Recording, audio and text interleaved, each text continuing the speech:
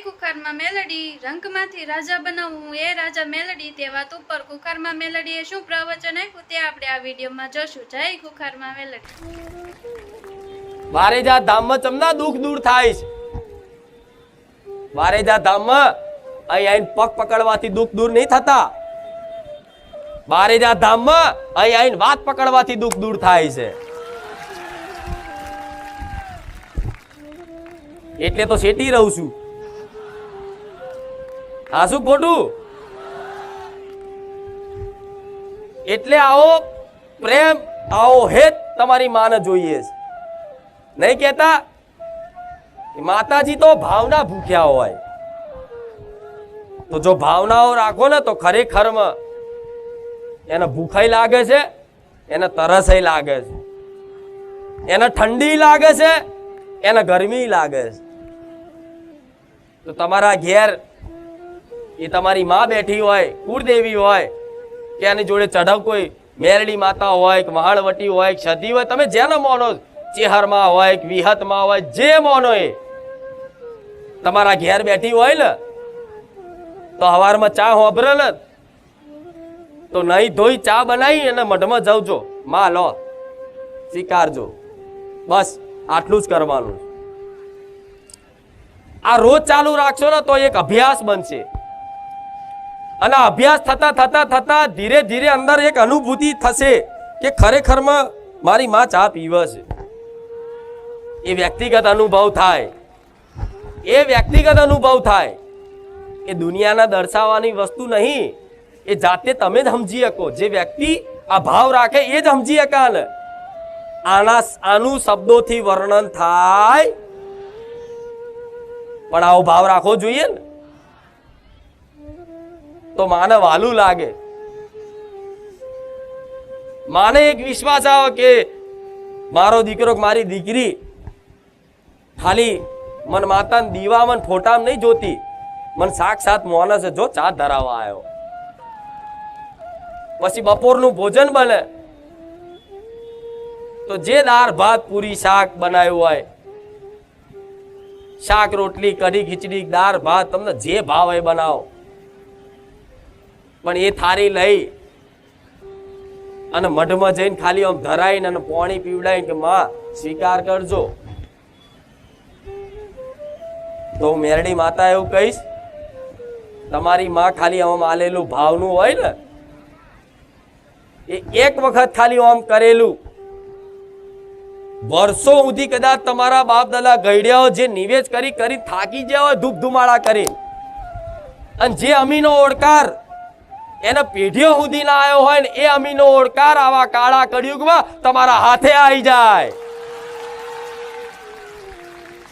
અને કહેવાય છે કે એક વખત જો દેવી શક્તિ માતા એક જ વખત જો અમીનો ઓળકાર ખાઈ લે ખમા કહી દે તો ખમામ ખોટ ના પડે. તો એવા ભાવ તમારી માતાના આલવા પડશે. ભલું હું તો કરીશ બરોબર, 1 2 4 5 7 10 તમારી શ્રદ્ધા તમારો અવર જવર હશે અને મારા પ્રત્યેનું જેટલું સમર્પણ હશે ત્યાં સુધી હું મેરડી માતા તો શું જ કામ કરીશ. ના નહીં, ના થતા હોય એવા કરી આલીશ, અસંભવ કામ કરી આલીશ. વિધિના લેખમાં નહીં હોય એ તે વિધિના લેખાય ભૂસી આલીશ. આવી હું રોમવારી મેલડી છું. પણ કાયમ માટે તમારી પેઢીઓ સુધી ભલું કરશે તો તમારે ઘરનો કૂડનો દીવો કરશે, તમારી ઘરની માતાઓ કરશે. તો જેમ મને શ્રદ્ધા અને ભાવ ભક્તિ આલો છો, મારા હાથર ચુંદડી લાવો છો, મારી હાથર પેણા લાવો છો, મારી હાથર સુખડી લાવો છો, મારી હાથર કાજુ કતરી લાવો છો, મારી હાથર જાત જાતની મિષ્ઠાન લાવો છો, કોઈ હારું હારું ખાવાનું લાવો છો, કાજુ બદામ આ તે લાવો છો ને તો ભલે તમે જે લાવો બધું મન સ્વીકાર છે. પણ મારા જેવી માં તમારા ઘેર છે ને કોક દાડ ભાવ થાય અંદરથી કે આજ મારી માતાને કાજુ બદામ ખવડાવસ તો ભલે પૈસા ના હોય તો 10 રૂપિયાના લાઈન મેલજો, તમારી માં રાજી રહેશે.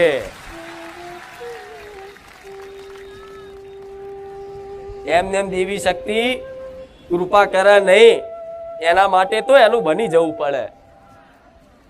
અને એનું બન્યા ચારે કહેવાય. બસ 24 કલાક તમને આ ભાવ થઈ જાય, એનો મનમાં એક ખ્યાલ બની જાય,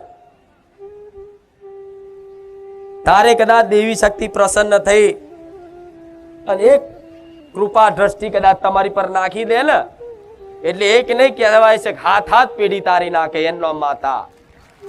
તમારા એકની ભક્તિથી તમારા પરિવારનું નહીં પણ હાથ હાથ પેઢીઓ સુધીનું કદાચ ભેગું કર્યા લે એનો માતા કહેવાય. એ સામર્થ્ય છે રંગમાંથી રાજા બનાવવાના અને રાજાના રંગ બનાવવાના. એમને આવા ઇતિહાસ મારા મેલડીના નહીં ગવાતા, એમને આવા રેગડી કલાકારો રાડો પાડી પાડીને વેરાગથી નહીં ગાતા. એ બધાના અનુભવ બોલે છે. એ માતા ધારા તો બધું જ કરી શકે, કોઈ વાત એનાથી અસંભવ નહીં. તો દરેક ભાવિક ભક્તોને મારી એક પ્રાર્થના છે તમને, આશા લઈને આવો છો પણ જો દરેકની મનની ઈચ્છાઓ પૂરી કરવાના આશીર્વાદ આપી દઉં ને તો મનુષ્યની ઈચ્છાઓનો કોઈ અંત નથી. મનુષ્યની ઈચ્છાઓનો કોઈ સીમા નથી કે તમારી દરેક મનોકામના પૂર્ણ થઈ જાય. બધી જગ્યાએ તેવા આશીર્વાદ મળતા હશે પણ હું એ માતા છું કે તમારા જે ભાવ ભક્તિથી કદાચ મારી જોડે કઈક આશા રાખો છો તેવા આશીર્વાદ નહીં આલું કે તમારી દરેકની મનોકામના પૂર્ણ થઈ જાય, બધી ઈચ્છાઓ પૂરી થઈ જાય. કેમ કે હું માતા એટલી ગાડી નહીં કે મને ખબર ના પડે કે આજનો માણસ રવિવાર ભરતો હોય ઘર માટે કે માં તારા 11 રવિવાર ભરીશ, ઘરનું ઘર થઈ જાય એવી કૃપા કરજે. તો કઈક ભાવિક ભક્તોના અનુભવ છે કે જેના રહેવા ઘરે નતા એના રહેવા ઘરે આવી ગયા, નવા લઈ લીધા કે માં 11 રવિવાર ભરીશ, લોન થઈ જાય, વિઝા થઈ જાય, નોકરી મળી જાય, પ્રમોશન થઈ જાય, બધી જાત જાતની ભાત ભાતની માનતાઓ મારા ધામમાં જોવો છો ને. તો હું માતા જાણું છું કે તમે આજે નોકરી માટે આવ્યા છો તો કાલે ઘર માટે આવવાના છો, કાલ ઘર માટે આવશો તો કાલ ગાડી માટે આવશો, કાલ ગાડી માટે આવશો પછી લાડી માટે આવશો. પણ લાડી આવી જાય પછી કે માં પહેલા ખોરે દીકરો હાલજે,